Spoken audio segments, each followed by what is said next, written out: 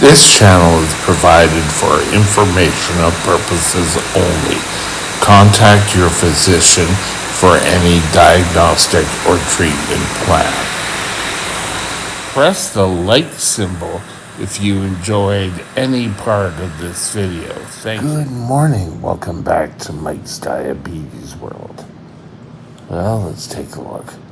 Blood sugar is 5.9. I dipped down and now I'm coming up. So we should be good by the time breakfast of that comes around. Now let's take a look at time and range. My time and range today is 94%, which is awesome. You don't need to see my shoulder.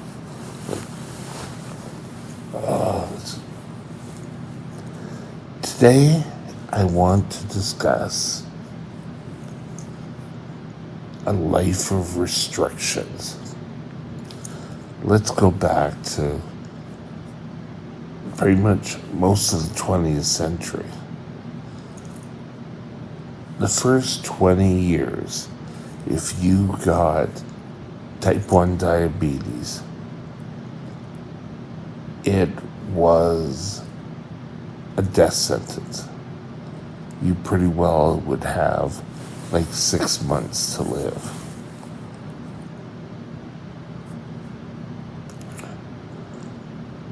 And in order to get around this, doctors prescribe starvation diets. Or I don't know if I guess they were. Diabetics were always very drawn and very tired, and they pretty well just wasted away. Now, I don't think anyone really wants that for their son or their daughter. But, we digress. Stemming from that until we get up into the early 80s, diabetes care really had not changed whatsoever. You couldn't have sweets. You had to eat at a certain time. You didn't have a real life. It all centered around giving your shots. And in 77, I think it was, they gave out the results of a massive test. And it showed that complications could be reduced if sugars were kept in the normal ranges. It was life-changing at that point. We found that things really changed. I grew up with diabetes during, I'll call it the black era. People didn't really take care of themselves. You pretty well were told, well, here's, go get a blood test a week before your appointment, and then we'll see. I did that for years. The doctor would either change your insulin or let you go. There was never any really tight control. I think I would have been able to change things a bit when my sneezing fit. If I had had an endocrinologist, I've told you before that I didn't like my first endocrinologist. I don't think he really knew how to talk with kids. But if I had had a new endocrinologist, I just continued to go see my doctor, my GP, and that was my diabetes care. I didn't have an endocrinologist till, oh God, 1984.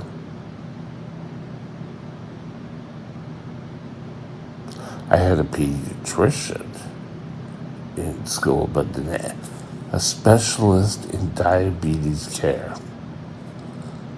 And this is when everything started to change. But I didn't know because I didn't go see an endocrinologist. I know I did see one in, but that's a different story.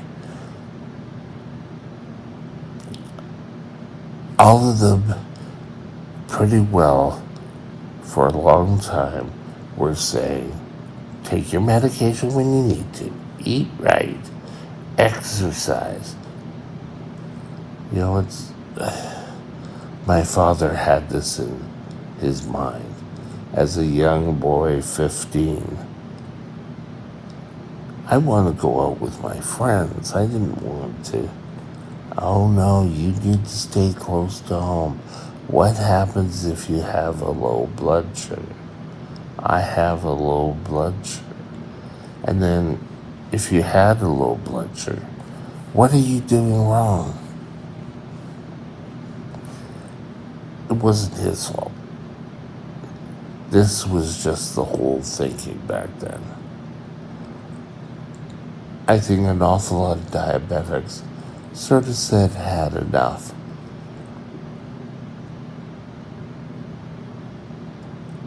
A lot of diabetics started a movement saying, we've waited long enough.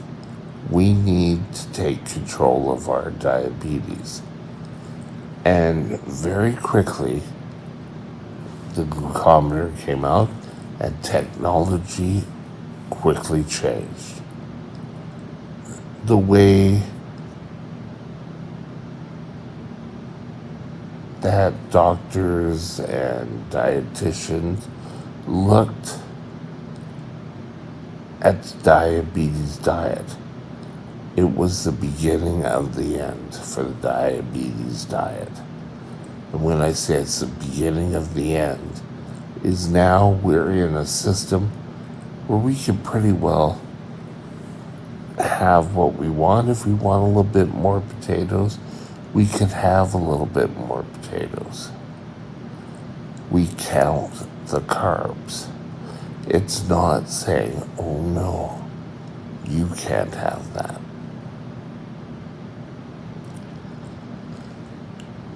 There is an issue where an awful lot of type 2 treatment plans are, no, you can't have that. I believe now they're saying no to fruits, whatever it takes. But for a type 1,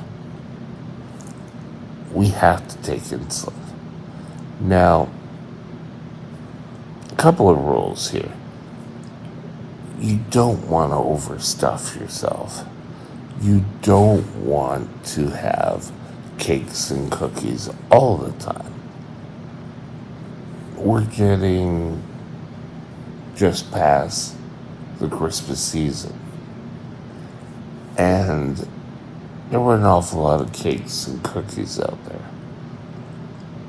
A diabetic in moderate could have a cookie, let's say. They just need to know the carbs and give the correct amount of insulin. It's amazing how things really worked. Nowadays, there is so much more freedom. We don't have to eat right on the nose. Oh my God, it's 7 o'clock in the morning. I gotta have breakfast. Oh my God, I'm gonna have a low blood sugar. A lot of times, diabetics can predict low a lot better. And when I say predict, I mean they're giving the insulin. They know what they're giving. Before, you were given the shot and you just had to keep eating to maintain that insulin.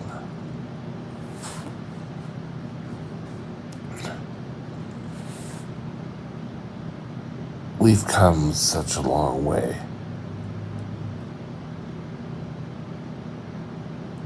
Saying you can't have anything. If you couldn't have sweets, you were pretty well out of the group. And when I say out of the group, I mean isolated. And so many diabetics during this time were isolated.